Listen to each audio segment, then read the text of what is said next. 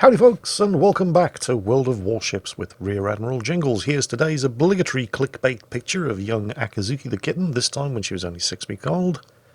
Right, that's quite enough of that. We collect her in exactly 12 days, by the way. 12 days before we get to take her home.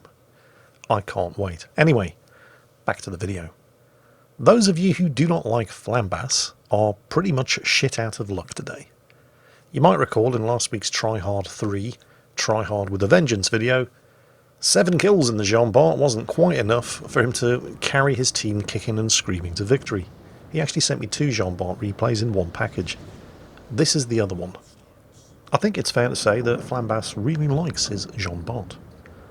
And I did go into quite some detail about the strengths and weaknesses of this particular Tier 9 premium battleship in last week's Try Hard 3 video, so I'm not going to go into excruciating detail again this week. Instead, I'll just summarise the basic important points that you need to know about this ship.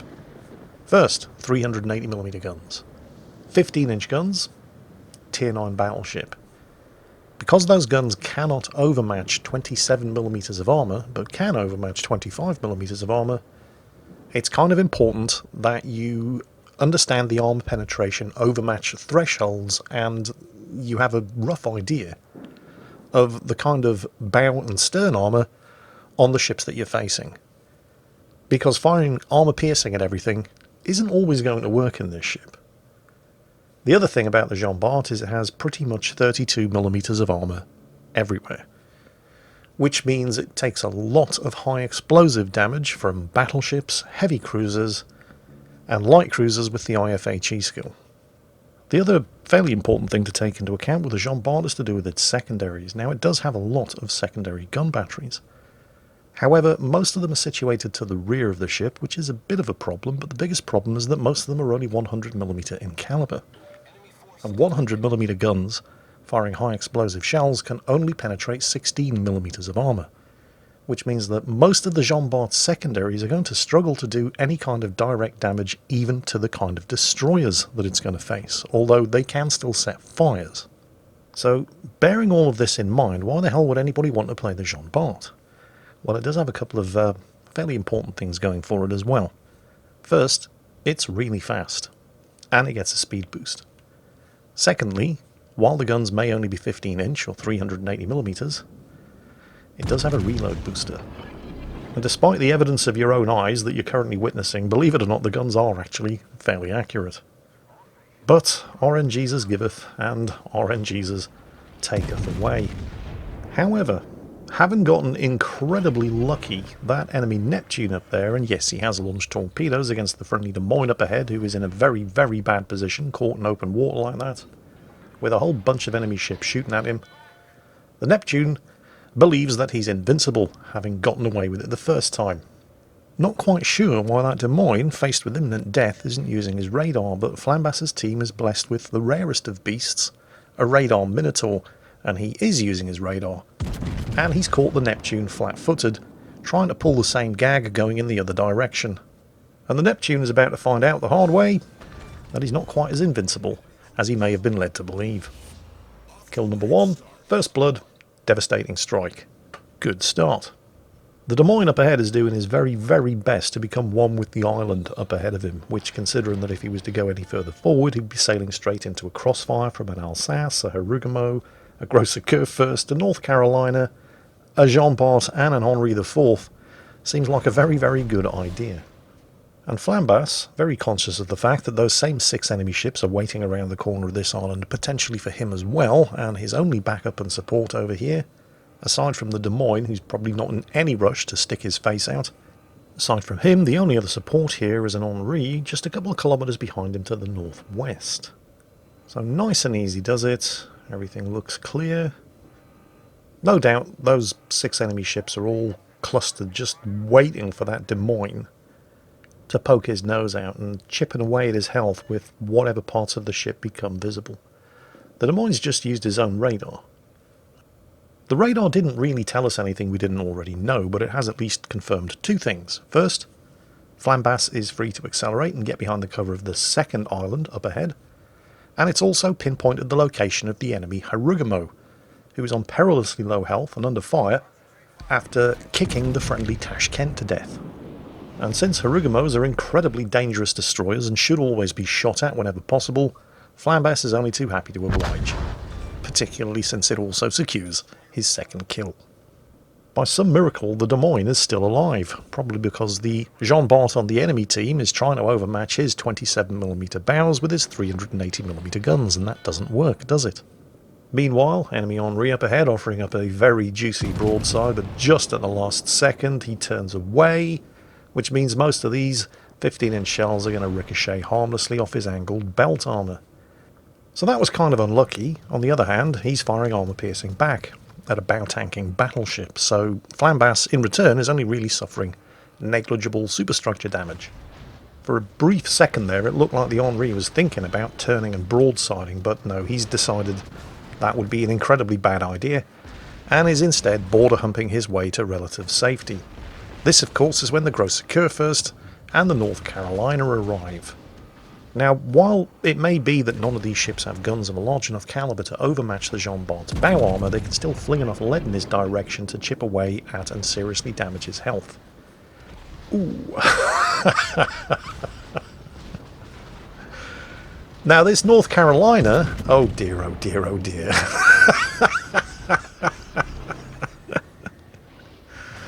I can't help but get the feeling that people are getting overmatch and armour penetration confused.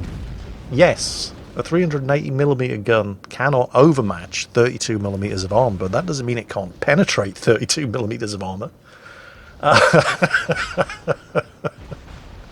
The two terms are very, very different things. So, yeah, so much for the North Carolina. And the Grosse Kurfürst is doing it as well. What happened to the Henri, by the way? Where's he gone? He stopped shooting, hasn't he? He finally switched to high explosive. That's partly the reason why Flambass is on fire at the moment, but he stopped shooting. I think Flambass scared him with that citadel. So he's gone undetected. Now it kind of looked for a second here as if this Grosse Kurfürst had learned his lesson, and is turning his nose in towards Flambass's Jean Bart. And anticipating that, Flambass is now loading the high explosive. I mean, the Grosse Kurfürst is not in a great situation. He's got Flambass chipping away at his health, and he's also got an enemy Henri shooting at him from the rear. And I thought the Grosse Kurfürst was turning to, well, one, get his bows pointed towards Flambass and start tanking his 15-inch shells with his bow armour, and two, to continue the turn to the left to get behind the island over there so he wasn't getting shot at by both Flambass and the Henri IV to the rear. And then he does this. Now it's true that the Grosse Kurfürst is a very tough ship to citadel, particularly the closer it gets because of the citadel turtleback armour scheme that it has. But that doesn't make you immune to armour-piercing penetration damage. And I have no idea what this Grosse Kurfürst is doing. First he turns one way, then he turns the other, then he changes his mind, and he turns back the other way again. And then he just appears to get a bit confused and starts sailing around in circles. I mean, seriously, I've got nothing. I don't get it. I don't know what he's hoping to achieve here. It's not even as if he's managing to get all of his guns pointing at the target. And now he's humping the border, which is only going to slow him down. And the stern of the ship is easier to penetrate than the sharply angled bows, and, well, he's got an Henri firing high explosive at him and doesn't really care what kind of angle he's presenting, so I've got nothing. I've got no idea.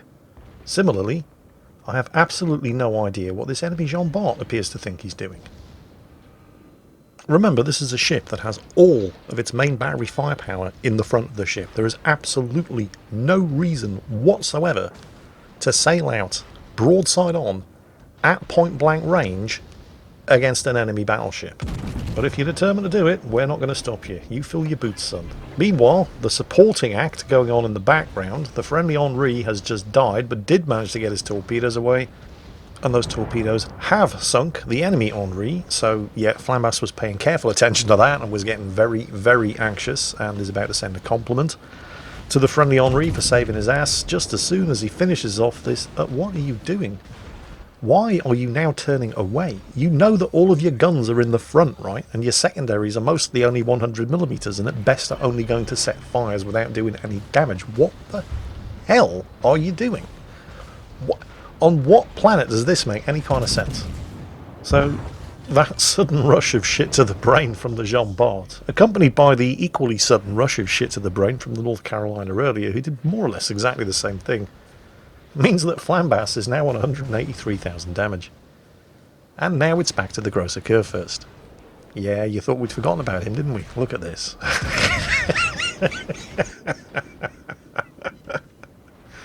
Oh, that's so special. What the hell is he doing?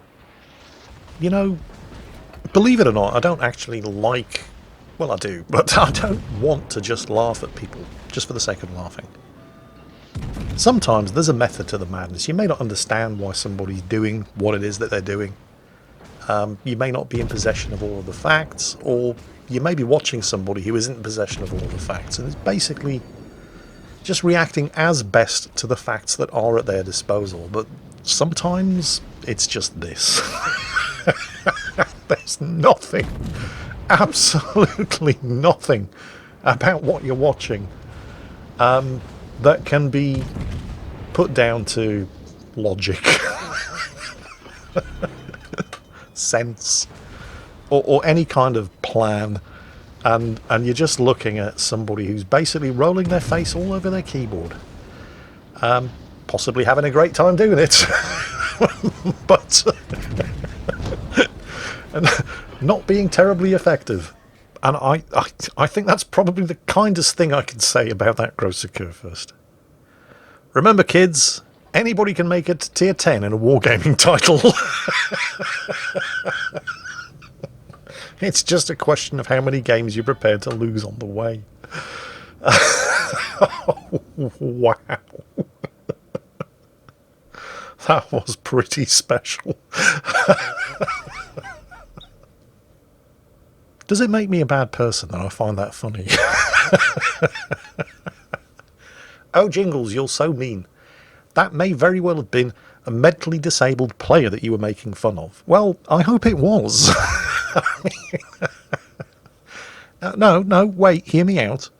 I'm not wishing a mental disability on the grosser curve first player. I wouldn't wish a mental disability on anybody. It's bloody horrible. But if that was a mentally disabled player, then best of luck to them, and I hope they enjoy playing the game, and congratulations for making it to tier 10.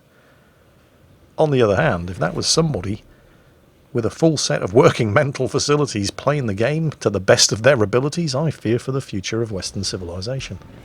On the bright side, if it is, you'll never lack somebody to pack your bags for you at the supermarket, and they may even get it right 2 times out of 3. Anyway, back to the game. Oh no, an enemy Salem. Remember, 27mm of bow armour. Can't overmatch, so instead, pump the shots into the superstructure, take the kill. There's the Kraken unleashed. There's the Confederate ward, and there's 254,000 damage done. And that just leaves the enemy Z46, with the Nazuma, Minotaur, Montana and Musashi in hot pursuit, and he's fleeing straight towards Flambass. Now, even though Flambass cannot see the Z46, he just got detected. So he knows that the Z46 can see him, and if the Z46 can see him, he cannot possibly be inside the smoke screen, because you can't see out of smoke screens, which means the Z46 must be over there. At this point, the Z46 has 3 options: run and hide and drag the match out, or stand and fight and try to do a bit more damage. And you can see he's firing torpedoes. He's trying to do a little bit more damage. He doesn't realise, of course, that the Minotaur's just popped his hydro, so all of those torpedoes are detected, and none of them are going to hit anything. His third option, which is far too late to do now, would have been to bug out to the north, fire up the engine boost, go full speed, and try to circle around, slip into capture point Charlie up to the northeast, and at least try to pad his stats a little and earn a little more, in fact, probably a lot more experience that way. But again, that would have kind of dragged the match out a bit. And he's decided that he's going to stay and fight, and you kind of have to respect him for making that decision. Remember, the Z46, in common with most other high-tier German destroyers, does have a very, very fast torpedo reload. but I don't think it's going to be fast enough. It's just a question of who's going to get the kill. Flambass? The Minotaur? The Montana? No, it's the Azuma. Meh, at least he tried. And incidentally, the Z46 finished second on his team, although let's face it, the competition wasn't too stiff.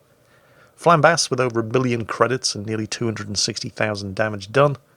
And just when you thought today's battle couldn't possibly be milked for any further comedy value, take a look at the team scores, particularly the enemy team. Who's that at the bottom? Is it the Neptune, who was the first one to die without doing any damage? No, it's the North Carolina.